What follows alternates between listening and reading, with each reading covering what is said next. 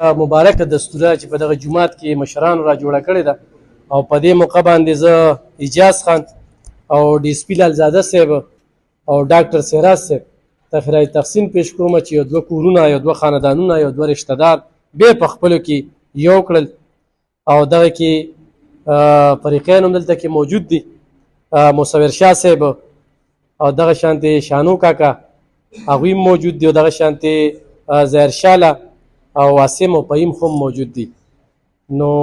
مونځ مو شو، دعا مو شوله، مولانا صاحب ته لږ دغه کوم چې د روغې په اهمیت باندې څو خبرې وکړي. سوچ هم دا وي چې د بنګله جوړه کړې دا په څنګه وغورځېږي او دلته مسلې څنګه جوړ کړو. دا هم لږه مونږ ته د افسوس خبره ده، پېښور نه مشران راغلل زموږ په علاقه کې روغه کړه، خیرات تحسین ورته پیش کړو چې دوه کورونه چې کوم دی هغه خپلو کې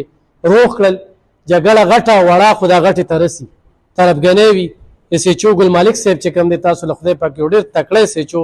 سړیرو کې دا کړی، ټولو نوافل هم کوو چې دعا هم ورته کوي. مورکۍ چې کومه ده هفته وړاندې وفات شوې ده، نو چې ټول د دې ځای نه ځای نه چې په خپلو دعاګانو کې خصوصي یاد وساتئ. زمونږ د 400 ډېر خدمت کړی، په کومه تاړه کې چې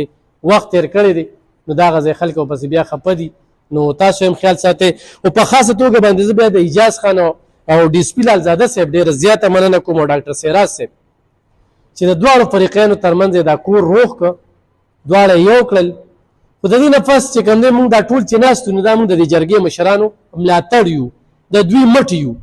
د دې نفس چې دی کې څوک هم کوتاهي کوي، سستي کوي او بیا هم د دې نفس هم کینه ساتي، بغض ساتي، طرفګني کوي او د بل خبره اوري چېرې هغه پلانکي خوده وي او پلانکي خوده وي، نو په کار ده چې جرګې له راشي چېرې پلانکي پکې دا شیطاني وکړو. دغه شیطان دی ښه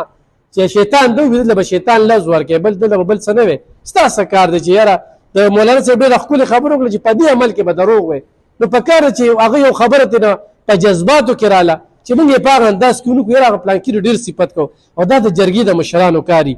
اکثر یو پریخ چې کوم دی نو وموښي، یو پریخ ورته کنځلې مو کړي، غوسه مو کړي، خو هغه خپل دغه چې کوم دی نو په موټي کې نیولي چې زه به دا کور روغوم. ګیندا ظاهر شاه چې کوم دی په دې کې رشته دار هم دي، خو غم ورسره چې زه د خپل رشته دار له غم ګورم او نه د بل رور له چې کوم دی نو غم ګورم. نه هغه مثلا خو دې کې د دسخطو خبرې په کار ده چې هغې کې کوتاهي ونه شي. چر سړی چې کوم دی نو په عدالت ته ځي چې هغې کې خپل حاضري چې کوم دی نو یقیني کړي. نو زه فریقینو کې یو فریق چې ما چې خبرې وکړي لالزاده صاحب او تاسو چې کوم دی نو یو څو خبرې به وکړي. دواړو فریقینو یو بل ماف کړي دي، خو خبره پکې دا ده چې د دې نه پس چې کوم دی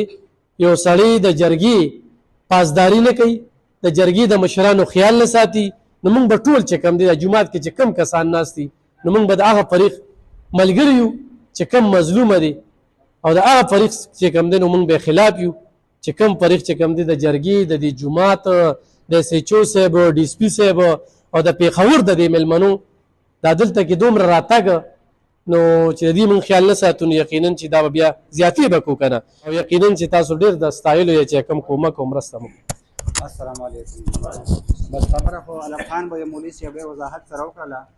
خو تاسو ټول ته پته وه چې د دې معمولي غونډه کې خفګان و که نه،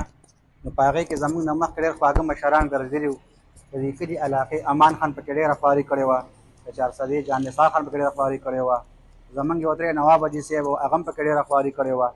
خو موږ خاص طور د دوانو فریقینو شکریا ادا کوو چې هغې جرګې له واک ورکړو. خپلې ګیلې معنې جرګې ته وکړې، خو بیا د جرګې مخې له نه دي راغلي، او جرګه په دې نتیجه باندې ورسېدله چې د دوانو فریقینو د الله د رضا دپاره یو بل معاف کړل. نو زه اوس په دې عقله باندې خپل ډي اس پي صاحب ته خواست کوم له دغه کاته چې هغه راشي او د دې دوانو فریقینو شکریا ادا کړي او د هغې نه پس چې کوم دی دوی ورته غاړه باسي، که دوی پړه کې معمولي یو بل تاخیر یې میري چې هغه یو بل سره په مصافحې سره او په غاړه ورکولو سره ختم شي. نو زه تاسو ته خواست کوم تاسو راشئ او د دې دواړو فریقینو شکریا ادا کړئ جي چې دوی زموږ خاطر وکړو، زموږ هغه جرګې ومنله. اعوذ بالله من الشیطان الرجیم، بسم الله الرحمن الرحیم. زه د ټولو مېلمنو د راتګ ډېره شکریا ادا کوم. مونږ خو دونه نه یو، خو مونږ چې کله دې کې قدم واغشتو نو لکه د شیخو امان خان یا د دې علاقې دا نور مشران چې کوم دي نو هغوی په دې کې دومره محنت کړی چې دا کار یې مونږ ته آسان کړی، خو چونکې د دې په منځ کې خپلو کې لکه رشته هم وه، خو ورسره په رشته کې خفګانونه هم وو. کله چې بیا موږ په دې کې کار شروع کو نو موږ د الله نه دا وغوښته چې الله ته موږ له کامیابي راکړي او موږ واحد یو دا نیت و چې موږ د دې 2 کسانو کور جوړ کړو. څنګه چې مولانا صاحب ووي چې عرش په خوځي، نو چې کله موږ د خپل رب نه وغوښته او موږ اراده کامله وساتله نو هغه رب موږ ته کامیابي راکا او د دې دواړو فریقینو په زړه کې زموږ دپاره زموږ د نیک تمنا چې کومه نیکه خبره چې کوم وه نو هغه دې دواړو تسلیم کا او دې دواړو فریقینو زه ډېره زیاته شکریه ادا کوم چې د دواړو فریقینو ته یو بل نه ډېرې زیاتې ګیلې وې او ګیلې داسې حد ته رسېدې چې هغه خورېدې لکه څنګه چې په ابتدا کې د پخوانۍ زمانې د قبیلې جنګونو او خفګانونه او په قبیله کې به خورېده نو دا وایرس دا جراثیم چې نو داسې په خورېدو باندې وو. نو موږ دا ضروري وګڼله چې دا زموږ علاقه ده، دا زموږ د غم خادی خلک دي، دا دواړه فریقین زما رونه دي، زما دوستان دي، بلکې زما رشته دار دي، دواړه مې رشته دار دي. ظاهر شاه مې رشته دار دی او مصور مې هم رشته دار دی، بلکې تربوران یو سره خپلو کې. نو موږ وایي چېرې په داسې جاخو کې نښتي دي ولې نه چې دا موږ را بهر کو دي ته موږ سوال وکړو جولۍ ورته ونیسو. خو زه دواړو ډېر زیات مشکور یم چې ظاهر شاه زموږ سوال د زموږ د جرګې والا ومنلو او مصور دې زموږ سوال ومنلو او موږ سره پوره تعاون وکړو، خپل کور کې خیر راوستو. نو زه وایم چې دا ټوله جمع چې ناسته ده تاسو ټول دا په زړه کې ووایئ چې خدای دې دواړو فریقینو له دومره عزت ورکړي لکه د دې علاقې د امن دپاره چې زموږ خبره ومنله او موږ له یې څومره عزت راکړو. نو اوس زه د دواړو فریقینو ته خواست کوم چې مصور دې دې اړخ ته شي او ظاهر شاه دې دې اړخ ته شي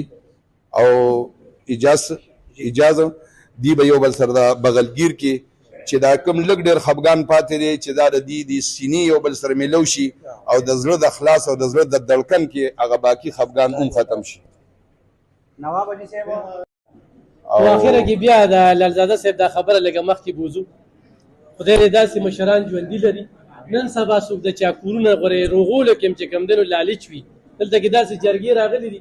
چې هغه خپل مفاداتو ته ګوري. نو چې دا په رشته دارو کې هم چې کوم دی نو دا بېل رشته دار دا یو مثال لاړ په سوشل میډیا باندې چې د